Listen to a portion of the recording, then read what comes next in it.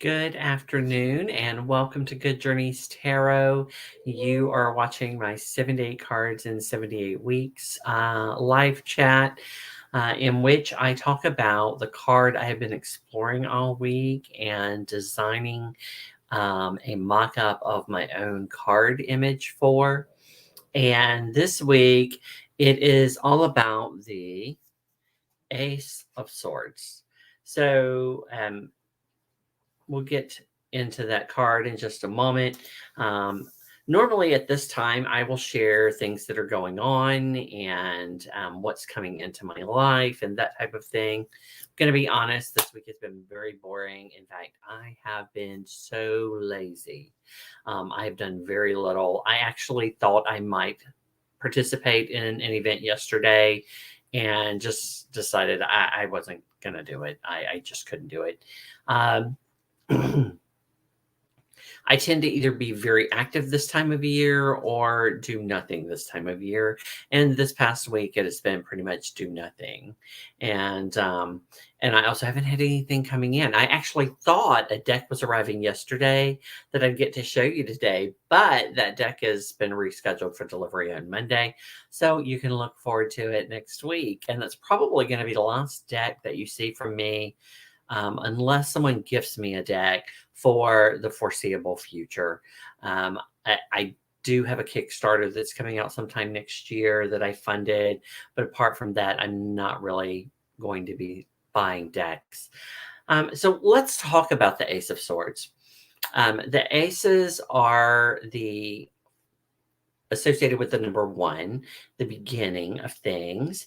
And the swords are associated with our air suit, that energy of intellect, communication, ideas, thinking.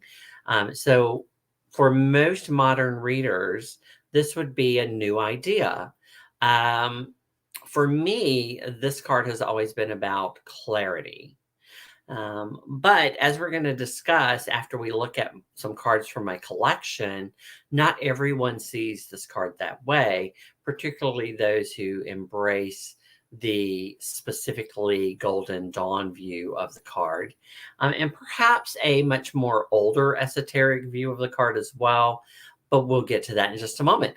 Why don't we look at some cards from my deck? Now, a lot of times you're going to find clones of that card. I mean, the very oldest cards looked like that. It was a hand holding a sword with a crown, and then there was the olive and the palm hanging off of it. And we'll talk about that symbology in a little bit.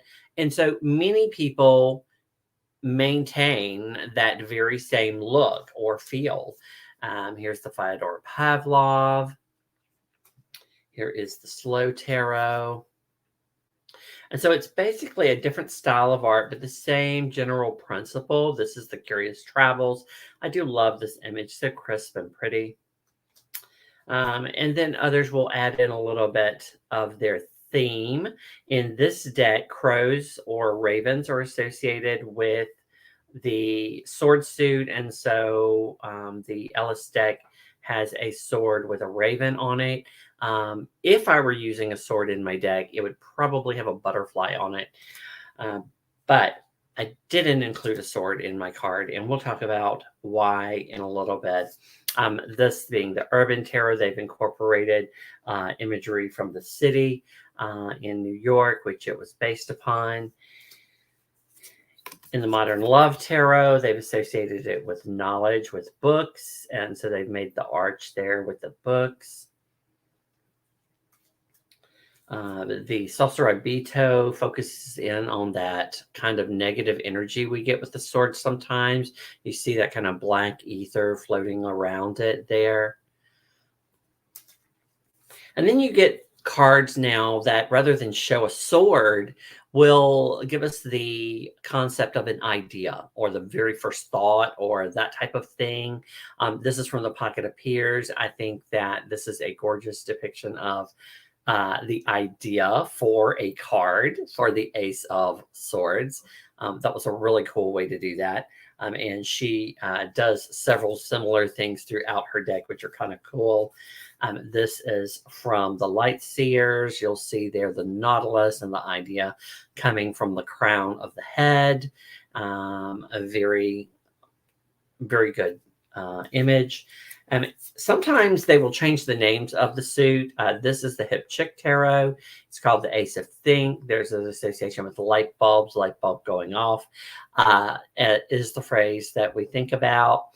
And of course, the yellow there, association with air. In the Muse Tarot, which is the newest deck that I'm working with, and I actually pulled from for my weekly spread this morning on Instagram, they call it the voices. So again, associating it with communication, sound, that type of thing. Here we have an owl. So birds tend to be associated with this suit a lot of times. And also writing or communication. And so in the Bone Stone, we see this quill. It's a beautiful depiction. I like the idea in the Aces of like having a single symbol like we do with a traditional deck, even if it's something slightly different. And my idea was to kind of go in this direction, but a more modern approach. But then I got a little bit sidetracked with some other ideas that I've been playing away with in my head. In the 5 Cent Tarot, they use needles, something sharp still. Okay. And then we get this idea of, in the Numinous Tarot, of bells is related to sound and communication, right? We use bells to communicate a lot of different things. For me, this resonates with my idea of clarity, clear as a bell. And the idea of bells as a symbol of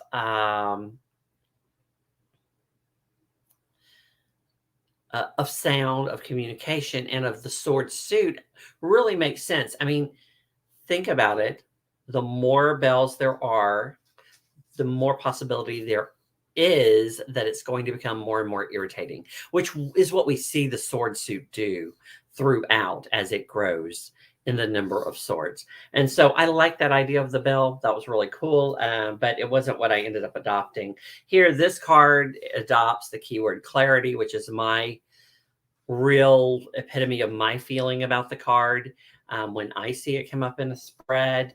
But I don't particularly think this image really goes with that idea of clarity. But this deck is the Edvard Munch Tarot for Relationships, and it was pretty much limited to the images available in his paintings.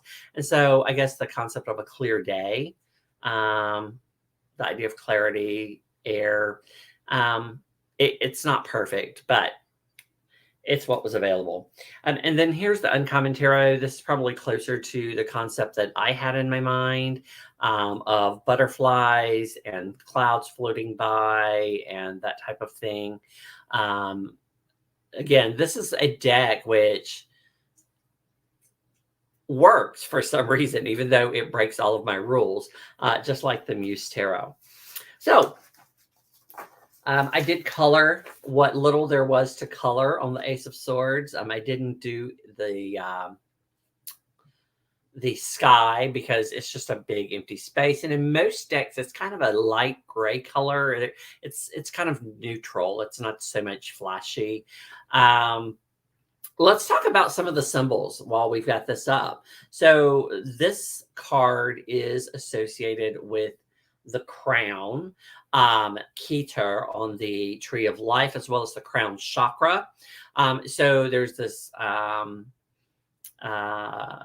this idea that this is coming from your higher self or the divine. This is inspiration of an idea that is coming from outside of yourself, right? Hence the cloud with the hand coming out of it, representing that as well.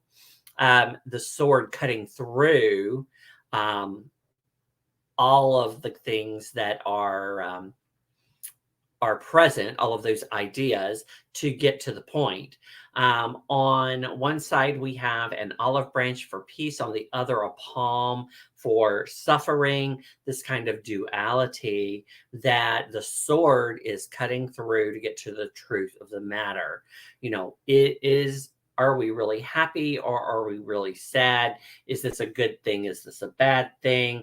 We're getting to the truth of the matter. Is it about love? Is it about hate that we are communicating?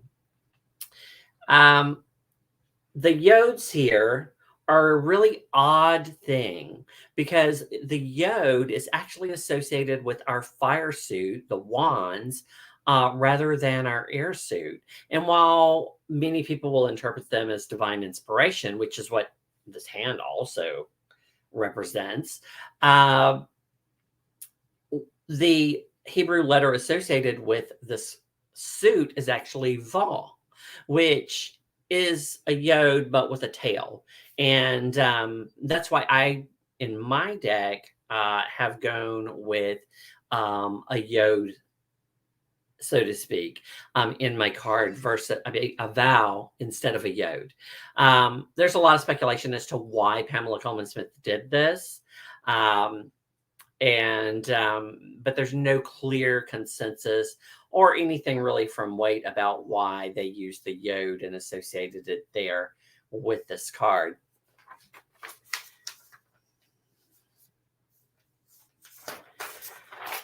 So a lot of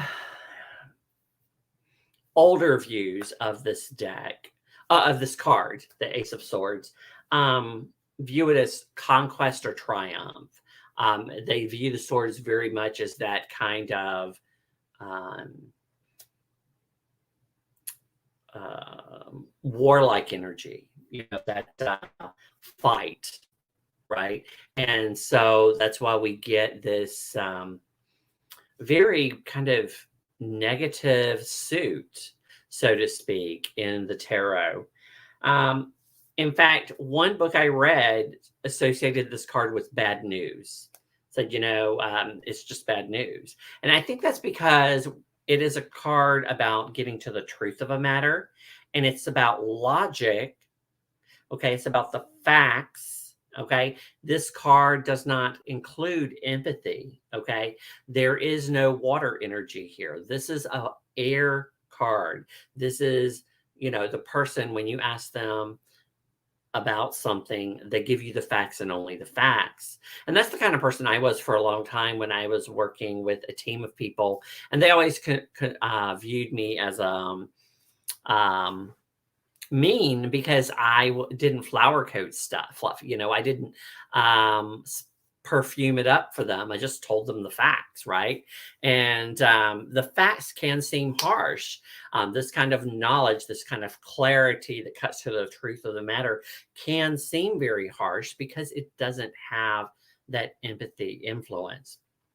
And so for a Queen of Swords like myself, who tends to not embrace that more nurturing water energy that's associated with the queens, can come off very much like an Ace of Swords, cutting to the truth of the matter and just sharing the facts and, not sugarcoating things for people. So this card can be associated with, like I said earlier, clarity or breakthrough. It can be truth, ideas. It can be an announcement, right? Because this is about communication and this is the first card. So this is like the beginning of something. So this is the proclamation or the announcement of something that is happening, all right, in your life. This is about intellect. And also power, that older association of the swords with fighting coming into play again. Now, in the reverse, this card can be about anarchy. It can be about confusion.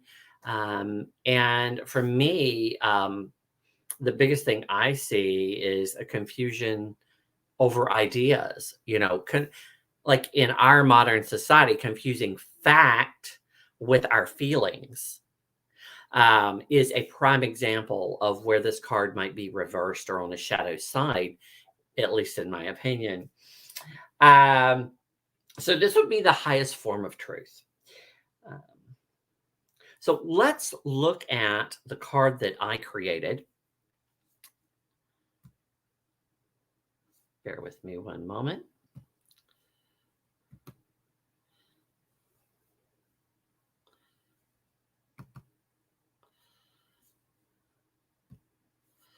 Okay. I found that sometimes if I pull up the imagery before I go live, that then I can't get back to it when I go to share it. So I have to actually share it at the time that I um, am actually live. Uh, so when I first started, I was playing with a lot of different imagery that I came across to create the card, and I had worked with this image for a bit, and then I was like, you know what? I think that the sky needs to be more realistic if I'm going to use realistic grass and the dandelions, and and I played with coloring things differently to see if it worked better. This is probably the way the dandelions are going to end up looking. I am going to play with coloring in the dandelion puffs so that they resemble the vowel that I spoke about earlier, the Hebrew letter associated with our air suit, versus the yods, which appear in the Wade Smith deck. I did eventually redo the sky, reduce the number of flowers. Um, and instead of a sword, I used a pen, the pen being mightier than a sword, right? And being an expression of an idea. And this being a new idea, a breakthrough, as it were, the first stroke of the pen has not appeared yet. The inspiration has yet to come, and it's just about to occur, right? And so, hence the blank page. Um, I have debated back and forth about whether or not to include the cloud. Because in the Smith Wade and in many prior versions, the cloud was there as, kind of to represent the idea that there might be some confusion. And but alternately, it also was an expression of, the hand coming out of the cloud. So here is the divine inspiration breaking through the confusion. And so I kind of feel like the cloud is an important idea that needs to be there. And so I think I may keep it, although I'm concerned that the card is getting too busy. With everything going on. So I'd love to hear your thoughts about that. If you're watching this in playback, or if you have an opportunity before the live ends. I did include a monarch butterfly. I wanted to hint at the crown, but not actually show the crown because, um, in modern times, we don't really deal with monarchs. And so I wanted to bring this into the modern space a little bit. And I'm a huge fan of dandelions and butterflies. And so these were images that I've always wanted to associate with my Ace of Swords. Um, so it's really about inspiration for the idea for me. And that's kind of what I was trying to express. So Tara Stash says that he and Jeffrey like the cloud. So I'll probably keep the cloud. Do you think I should color the stems of the puffs so that they are, I guess, look a little more realistic, or they stand out a little bit more?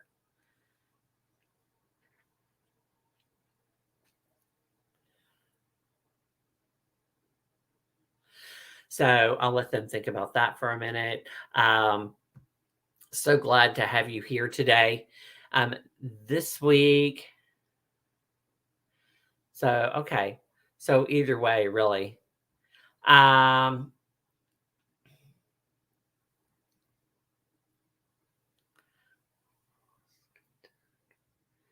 I'm not sure what that means. Hi, Rosanna. Welcome.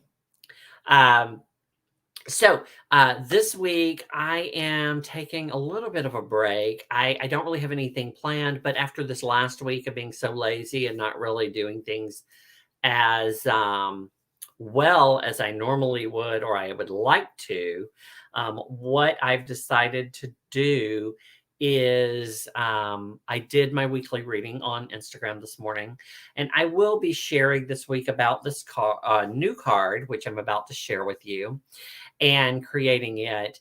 But I don't know if I will be participating in my regular Wednesday YouTube posts or my daily card polls this week. So, right, that was what I was considering. That's what I wanted to do, um, Gerald, and I just have not. It takes me a lot of time to do it. I did do it on one of the cards, the prior versions, but on the final version, I haven't gotten around to coloring it yet. And so, but yeah, I think that's what I'm going to be doing. I do like that idea to bring in that little bit of esoteric information there in the picture itself. So, this week, the card that I'm going to be working on, which I drew right beforehand, is the Queen of Wands. And I kind of feel like this is the energy that I need right now for me, because I really, the last week or so, have been feeling blah and not very motivated. And so I could use a little bit of fire in my belly. I could use a little bit of beauty and grace in my life this week. One of the things I've been thinking about is that, I started my year in October. Really, back in July, I started this project. It was kind of a new era for me. And in October, I decided to get a new planner and start my year over, and just begin it in October, since that's my month of my birth. And seasonally, it makes sense as a beginning point. And so, but now I'm starting to get that, oh, I'm done with my new year, right? That people tend to get around February or March after celebrating the new year in December. So I think I need some of this beauty and grace in my life right now. And then I need to really get focused again at the beginning of the new year. Hopefully that will inspire me for another few months. And get me through. Yeah, so right. And the Queen of Wands will nurture your creativity and help you get through it. Right. And that's what I'm really hoping. It's interesting. A lot of times these cards come up just when I need them, because I am pulling them randomly. And so this should be interesting. This is only the second court card. I'm not sure what the queens will look like, or what I'll even call them right now at this point. So that's something else I have to work out. But definitely energy that I need. So I want to thank you for being here today and listening to me talk about my Ace of Swords, or Ace of Blades, as I'm currently calling it. And until next time, everybody, good journeys.